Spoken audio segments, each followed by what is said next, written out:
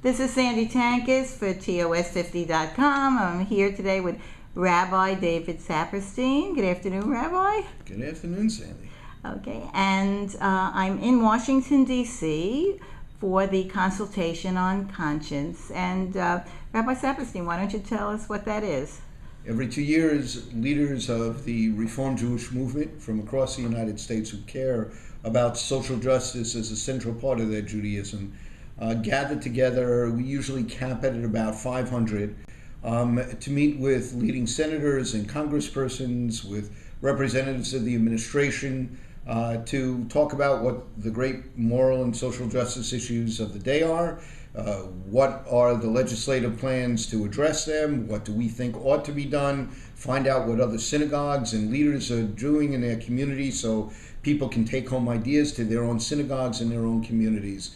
It's always an exciting experience, and this one proved to be on a 50th anniversary of the sponsoring organization, the Religious Action Center, a particularly sweet and wonderful gathering.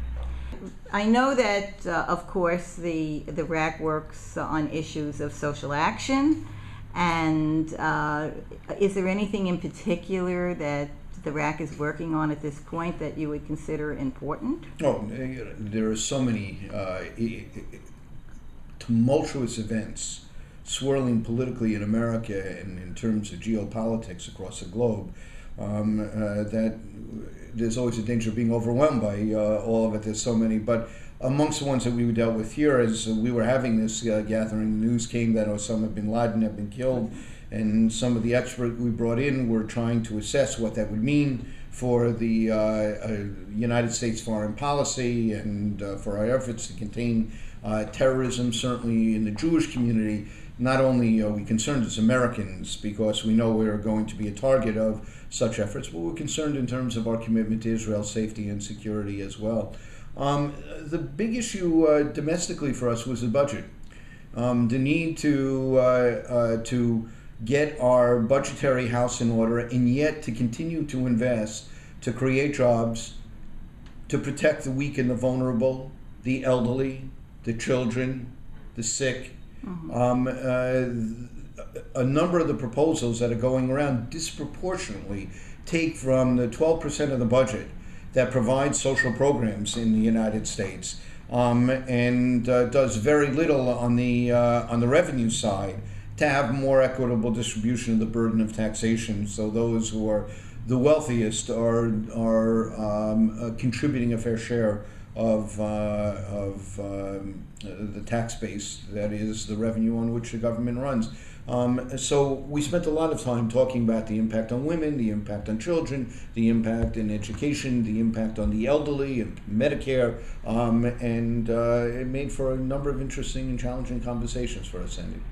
And one of the most interesting speakers for me was Carolyn McCarthy, who did speak on her own personal situation, which of course was quite tragic, and gun control. Mm-hmm. And I personally had an uncle who was murdered by somebody robbing his office, and I just wondered whether you thought that anything would ever happen. As long as we've known each other for many years, I never had heard that family loss before, Sandy. So even these many years after, my sympathies. Carolyn McCarthy is a remarkable public servant. She happens to come coincidentally. I've been in Washington for 35 years, but she's a representative of my home district that I grew up in. And she is a very determined, gifted, thoughtful legislator who really tries to get important things done. This issue is a particular concern because of a mass shooting on the Long Island Railroad that killed her husband and severely injured her son. And she entered politics to try to do everything she could to make sure it wouldn't happen again. Mm-hmm. And she's been focused on some of the more egregious manifestation of gun violence, the easy accessibility of assault weapons. She helped get the assault weapons ban passed, only to find it overturned shortly afterwards by a different Congress.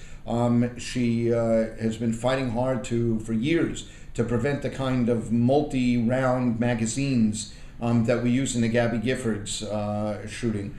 You know, that was very painful of her. She had been fighting so hard for so long to stop those, and to see a friend and a fellow member of Congress so badly injured, staffer in Congress killed, other good people killed by exactly the weapon she's trying to constrain here in the United States, has both saddened her and made her more determined than ever to push on her agenda. So listening to her personal stories of both her family and Gabby Giffords, and her sensible, her clear plan for sensible gun regulation and reasoned control in the United States, I think was a very moving and memorable experience, not just for you, but for every one of the 500 leaders from around the country who were present.